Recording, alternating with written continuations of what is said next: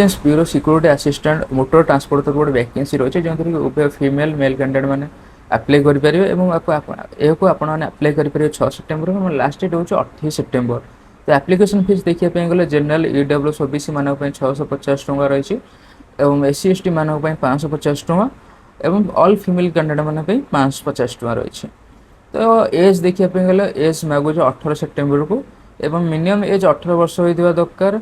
तो जनरल एवं ईडब्ल्यूएस मानक मैक्सिमम एज 27 वर्ष एवं ओबीसी मानक 30 वर्ष और एससी एसटी मानक 32 वर्ष रही। तो ये थी आपंकर एज।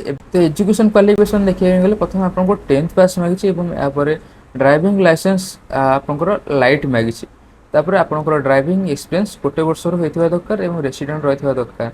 तो ये थी आपंकर एजुकेशन क्वालिफिकेशन एग्जाम प्रोसेस कौन केमती रोचे। तो प्रथम यार टीयर 1 हम तापर टीयर 2 हम तापर यार टीयर 1 टीयर 2 मेरिट हम तापर आपंकर डॉक्यूमेंट वेरिफिकेशन हम। डॉक्यूमेंट वेरिफिकेशन सरला पर आपंकर मेडिकल एग्जामिनेशन हम माने मेडिकल टेस्ट हम। तो ये थी आपंकर एग्जाम प्रोसेस। एवं जानवे कौन कौन के टीयर 1 के रोचे और टीयर 2 कौन रोचे। टीयर 1 आपंकर 100 मार्क एग्जाम हम और टीयर 2 आपंकर 50 मार्क एग्जाम हो। टीयर 1 आपंकर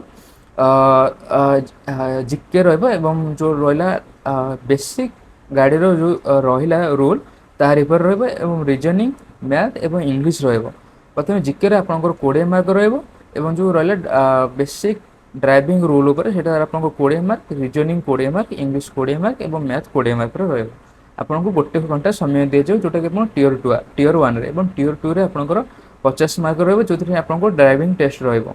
ये थी आपंकर एग्जाम सिलेबस। आउे देखिए आपंकर पोस्ट केते कौन रोचे। पोस्ट आपंकर माने जेहेतु एटा ऑल इंडिया माने पिला पकई पारे आपंकर ओडिशा पोस्ट रही 11टी जो थी कि यूआर मानक माने जनरल मानक 6टी पोस्ट रही ओबीसी मानक कौन पोस्ट नहीं एवं एससी मानक एससी मानक 2टी पोस्ट रही एसटी मानक 2टी पोस्ट रही ईडब्ल्यूएस गोटे पोस्ट रही। ये थी आपंकर पोस्ट। एवं सैलरी विषय देखा जेहेतु यहाँ लेवल 3 जो ये 21,000 आपंकर स्टार्टिंग रोचे और 70,000 पर्यंत। तो ये थी आपण छोटे ये थी आपण छोटे इनफर्मेशन टे।